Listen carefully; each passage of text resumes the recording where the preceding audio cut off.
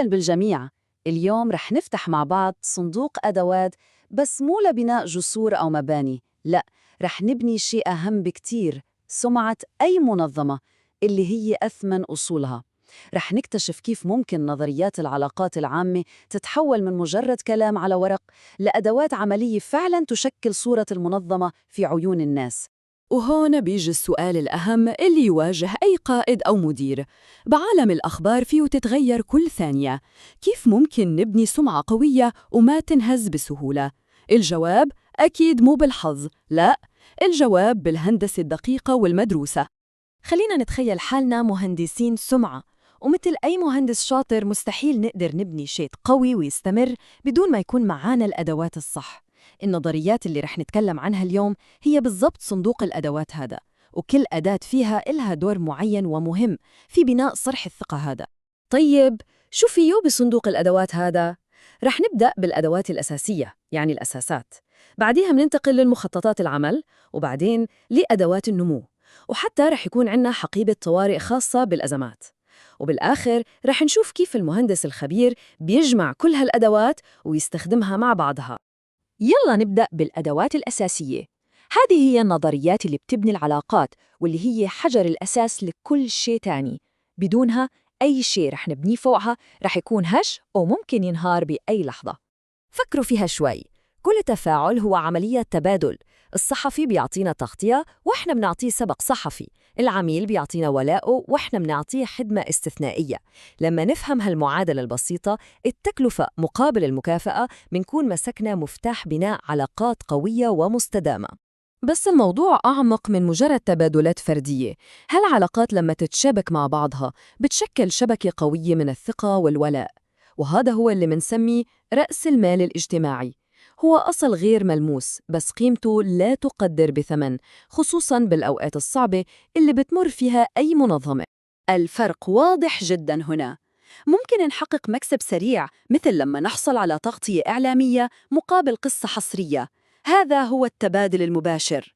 أو ممكن نستثمر للمستقبل، مثل لما ننظم فعاليات للمجتمع.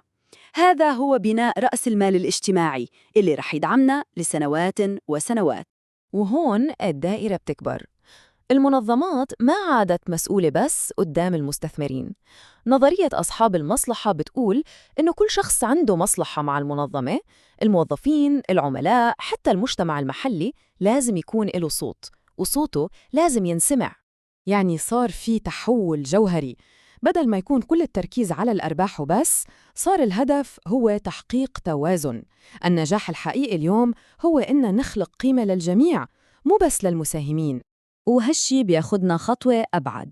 ما عاد يكفي إنه المنظمة تتجنب إنها تسبب ضرر وبس، لا، المنظمة اليوم هي بمثابة مواطن في المجتمع، وعليها التزام إنها تكون قوة خير وتأثيرها إيجابي. لما تساهم بفعالية بحل المشاكل، بتبني سمعة ما في أي فلوس ممكن تشتريها. تمام، بعد ما حطينا الأساسات القوية صار وقت نطلع على المخططات. هذه هي الأدوات اللي بنستخدمها عشان نصمم وننفذ استراتيجيات التواصل الفعلية على أرض الواقع. هون منشوف تغيير جذري في التفكير. ما عدنا نبعت رسائل باتجاه واحد وننتظر، لا، صرنا نبني علاقات. الهدف صار هو الحوار الحقيقي، يعني نسمع قد ما نتكلم ونسعى للفهم المتبادل بدل ما نفرض وجهة نظرنا. هالأداة بتعطينا دقة عالية جداً، يعني بدل ما نتكلم مع الجمهور ككتلة واحدة، صرنا نقدر نحدد بالضبط مع مين عم نحكي. هل هو جمهور فاعل بيدور بنشاط على المعلومة؟ أو جمهور واعي عارف بالمشكلة بس ما بيتحرك؟ أو يمكن كامن ما بيعرف أصلاً إنه في مشكلة؟ كل نوع منهم له طريقة تواصل مختلفة تماماً. وهذا هو الشكل المثالي لقسم العلاقات العامة حسب جيمس جرومينغ. لاحظوا كيف مكانه بقلب المنظمة بيتفاعل مع الإدارة العليا ومع المجتمع بنفس الوقت. هو مو مجرد قسم على الهامش، لا، هو جزء استراتيجي بصناعة القرار، بيوازن بين الرؤية العالمية والواقع المحلي. السمعة القوية مو بس درع يحمينا، هي كمان رافعة للنمو. خلينا نشوف هلأ كيف أدوات التسويق ممكن تساعدنا نوسع تأثيرنا ونحقق أهدافنا بالسوق. وهون العلاقات العامة بتتحول لأداة استراتيجية بحتة. بدل ما نعلن عن منتجاتنا وبس، نستخدمها عشان نحدد مكانتنا بالسوق. شو اللي بيميزنا عن غيرنا؟ كيف ممكن نبرز هالقيمة الفريدة ونخلق ميزة تنافسية صعب جداً على المنافسين يقلدوها؟ بعالم اليوم المليان بالرسائل، التناغم هو أهم شيء. ما بيصير الإعلان يقول شيء والعلاقات العامة تقول شيء تاني. لازم كل قنواتنا نشتغل مع بعض كفريق واحد، من المبيعات للسوشيال ميديا، عشان توصل رسالة واحدة قوية ومتسقة. هذا هو جوهر الاتصالات التسويقية المتكاملة.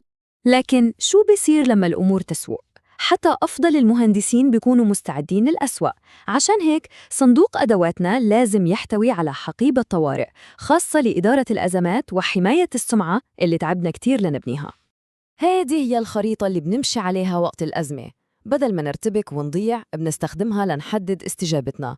الفكرة بسيطة جداً، ردة فعلنا لازم تكون مناسبة لحجم الأزمة ولمستوى مسؤوليتنا بنظر الناس. وهذه مو مجرد نظرية، هذه خطة عمل واضحة. أول شيء بنقيم طبيعة الأزمة، تاني شيء بنحدد كيف الناس شايفين مسؤوليتنا، وبعدين وفقط بعدين بنختار الرد المناسب، سواء كان اعتذار كامل أو دفاع قوي عن موقفنا. طيب، بعد ما استعرضنا كل هالأدوات، كيف بيكون شكل المهندس الخبير اللي بيعرف يستخدمها ببراعة؟ وهون يكمن الفرق بين المعرفة والحكمة. المهندس الخبير مو بس بيعرف كل أداة شو بتعمل، لا، هو بيحس وبيعرف متى وكيف يستخدمها. بيعرف يوازن بين تبادل المصالح ويرسم خريطة العلاقات ويبني جسور الحوار. هذه هي الطريقة اللي بتنبنى فيها السمعة اللي بتعيش وبتستمر. بالنهاية هالنظريات مو مجرد قواعد مكتوبة بكتاب، هي مثل ما بيقول الاقتباس البوصلة المعرفية اللي بتوجه كل قرار مناخده، وبتضمن أنه شغلنا ما يكون مجرد تخمين، وإنما مبني على مبادئ ثابتة من الثقة والمسؤولية والحوار. ومنختم بهيدا السؤال يلي هو تحدي للمستقبل. صندوق الأدوات هذا ما رح يكتمل أبداً مع ظهور الذكاء الاصطناعي وتطور السوشيال ميديا. برأيكم شو هي الأداة الجديدة يلي لازم مهندس السمعة يضيفها لعدته؟ هذا هو السؤال يلي رح يشكل مستقبل مهنتنا كلنا.